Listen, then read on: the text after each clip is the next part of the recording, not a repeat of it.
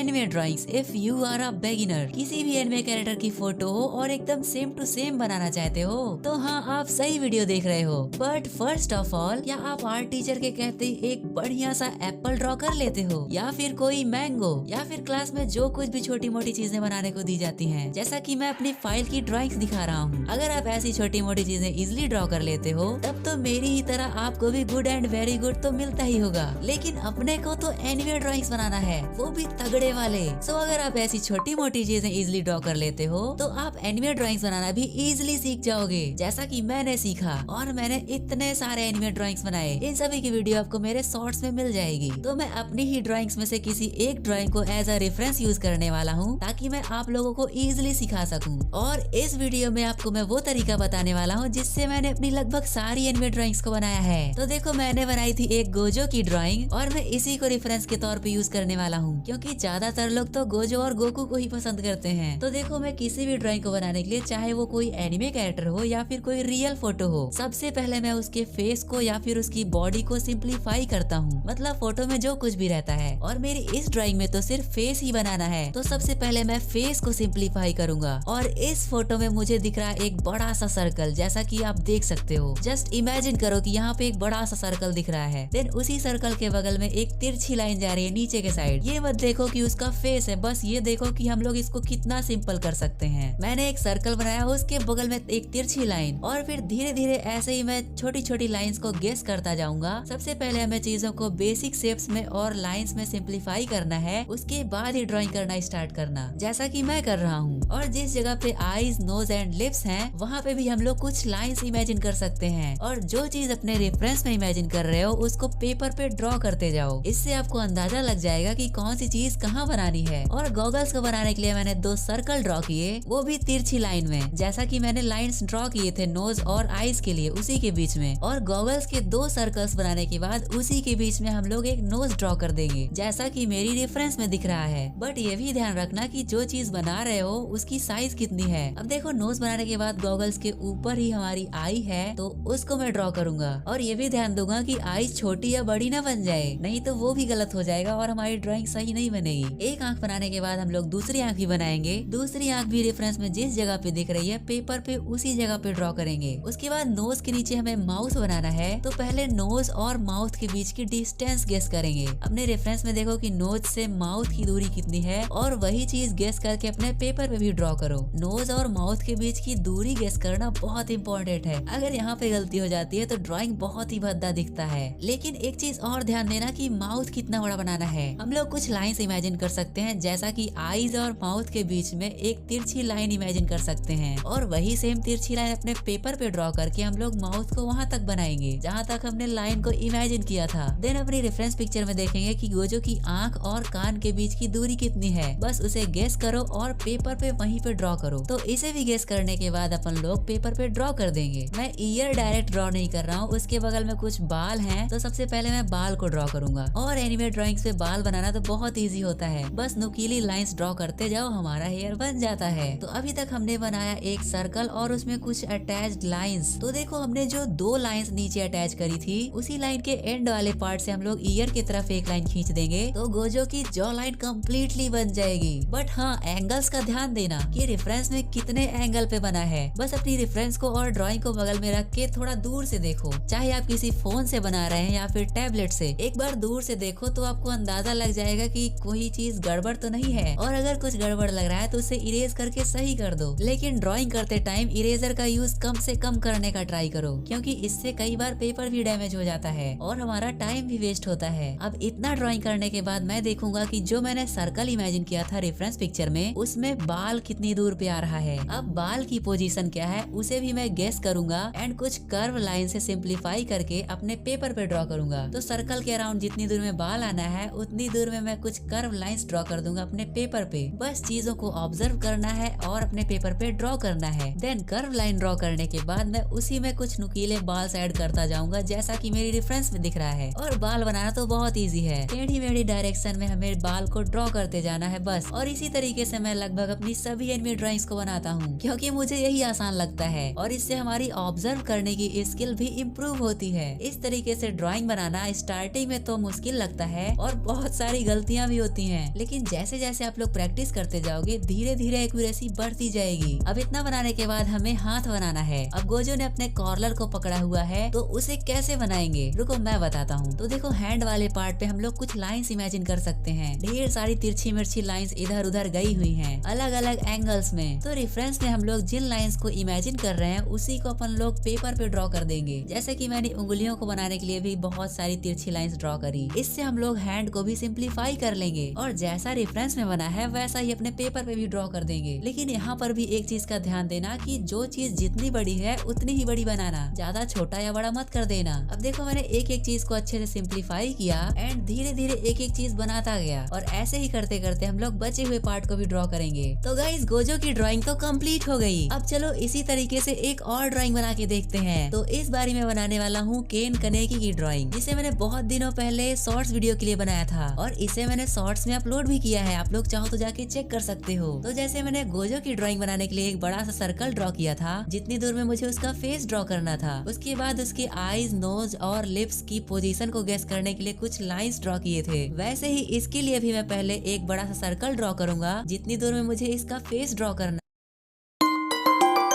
मुझे आईज बनाना है और नोज, लिप्स तो दिख ही नहीं रहे क्योंकि केन कनेकी ने तो अपने फेस पे हाथ रखा हुआ है। तो पहले मैं आईज ड्रॉ करूंगा, देन आईज से थोड़ी थोड़ी दूर पे जो जो चीजें हैं उनको मैं गेस करके ड्रॉ करता जाऊंगा। ऐसे ही नाप नाप के एक एक चीज अच्छे से ड्रॉ करता जाऊंगा और ऐसे ये ड्राइंग भी हमारी कंप्लीट हो जाएगी। अब देखो मैं ये तो नहीं कह रहा कि मैं बहुत बड़ा आर्टिस्ट हूँ और मैं बहुत तगड़ा बनाता हूँ, नहीं, मेरे से भी गलतियाँ हो जाती है क्योंकि अभी मैं भी सीख ही रहा हूँ। लेकिन इतनी सारी प्रैक्टिस करते करते मेरे से भी काफी सही बनने लगा है। मेरी पहले की ड्राइंग्स देखो और अभी की ड्राइंग्स देखो तो उसमें जमीन आसमान का फर्क दिखाई देगा। वैसे हमारे 300 के सब्सक्राइबर्स कंप्लीट होने ही वाले हैं। जैसे ही कंप्लीट होंगे मैं अपनी एक स्केच बुक टूर वीडियो बनाऊंगा। उसमें मैं आपको दिखाऊंगा कि जब मैंने ड्राइंग बनाना स्टार्ट किया था तब मेरी ड्राइंग कैसी थी और अभी तो आप लोग देख ही सकते हो। अकॉर्डिंग टू मी बिगिनर्स के लिए ये तरीका बहुत सही है, बस आपको थोड़ी प्रैक्टिस तो करनी ही पड़ेगी और एक बार प्रैक्टिस हो गई तो आप भी इजिली ड्रॉ कर लोगे। और जब आप इस तरीके से ड्राइंग करना सीख जाते हो तो आप अपनी ड्राइंग को और ज्यादा एक्यूरेट बनाने के लिए कई सारे ज्योमेट्रिकल मेथड्स का भी यूज कर सकते हो, जैसे कि ल्यूमिस मेथड और ग्रिड मेथड, क्योंकि प्रैक्टिस तो आपकी पहले से हो रखी होगी, बस आपको मेथड सीखना होगा। और गाइस आप लोग के इतने सारे कमेंट्स आ रहे थे कि भैया आप तो सिर्फ कलरिंग करना ही दिखाते हो, आउटलाइन पे कोई डिटेल्ड वीडियो बनाओ। तो इसीलिए मैंने ये वीडियो बनाई कि मैं कैसे आउटलाइन ड्रॉ करता हूँ। आई होप आपको समझ में आ गया होगा। बाकी अभी तक आपने गोजो की कलरिंग वाली ट्यूटोरियल नहीं देखी है तो राइट साइड में जो वीडियो आएगी उस पे क्लिक करके देख लेना। अगर आपको ये वीडियो पसंद आया है तो वो वीडियो भी आपको जरूर पसंद आएगा। तो गाइस आज के लिए बस इतना ही। अगर वीडियो हेल्पफुल लगा हो तो लाइक करना और चैनल पे नए हो गए तो सब्सक्राइब भी करना। मैं मिलता हूँ आपसे किसी नेक्स्ट वीडियो में, तब तक के लिए बाय बाय, टेक केयर।